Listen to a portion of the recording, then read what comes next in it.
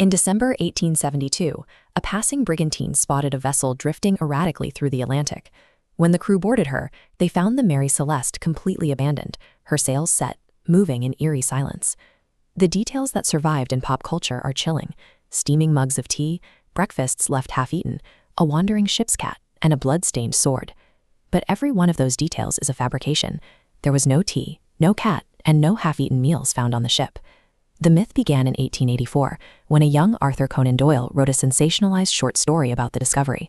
He used the Mary Celeste as a template for fiction, but the public mistook his invention for historical record. Because pop culture preferred Doyle's ghost story, the actual historical evidence was ignored, and the real sequence of events remained buried for over a century. The investigation began at the Admiralty Court in Gibraltar, where the recovered ship was inspected by officials to set a baseline of fact. The original court records describe a ship in excellent condition. Her hull was seaworthy, and she carried enough fresh water and provisions to sustain a crew for 6 full months. The captain, Benjamin Briggs, was a highly competent mariner and a devout family man who was traveling with his wife and 2-year-old daughter. He was an officer noted for his discipline, not for a tendency toward panic. This creates a difficult paradox. An experienced, rational captain and a capable crew made a deliberate decision to flee a sound ship and venture into the open ocean in a tiny boat. The boarding party found the main and lazarette hatches removed and sitting on the deck. The ship's single small lifeboat was missing from its chocks.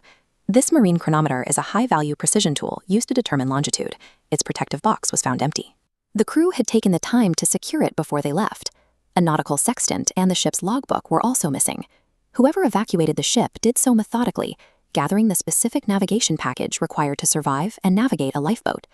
The local attorney general tried to prove a mutiny had occurred, pointing to a rusted sword found in the cabin.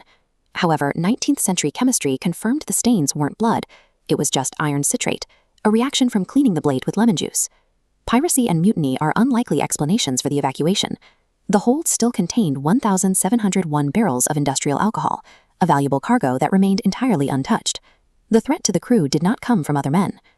In 2006, scientists at UCL conducted a series of experiments designed to solve the chemical mystery of that cargo. When the Mary Celeste finally arrived in Italy, 9 of the wooden barrels were found empty. Roughly 300 gallons of volatile alcohol had leaked into the ship's enclosed bilge during the crossing. In the UCL replica hold, researchers demonstrated how a single spark could ignite the accumulated alcohol vapor.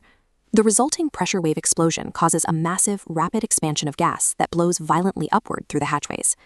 This ball of flame is powerful enough to blow heavy wooden hatches right off the deck, creating a terrifying event for anyone on the ship.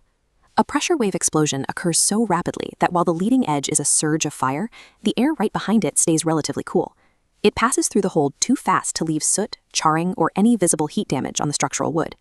This specific chemical event accounts for all the physical evidence. It explains the displaced hatches while resolving why the boarding party found no signs of fire or smoke damage. We can now reconstruct the captain's decision. He hears a low rumble beneath the deck, and a massive column of flame erupts from the hatchway into the rigging. Briggs is standing on 1,700 more barrels of industrial alcohol. Seeing the fire, he assumes his ship is seconds away from detonating and being blown to splinters. He orders an immediate evacuation. He lowers the lifeboat and places his family and crew inside. But they do not row away into the distance. They use the ship's main halyard to tie the lifeboat to the Mary Celeste, acting as a tow line. It was a rational safety strategy. Briggs intended to wait at a safe distance for the explosive fumes to clear the hold, planning to pull the lifeboat back to the ship once the danger passed. Then a sudden squall hits. The wind catches the sails of the Mary Celeste and she surges forward. The tow line snaps under the sudden tension, and the uncrewed ship sails away, leaving the lifeboat behind. Captain Briggs didn't fail his crew or lose his mind.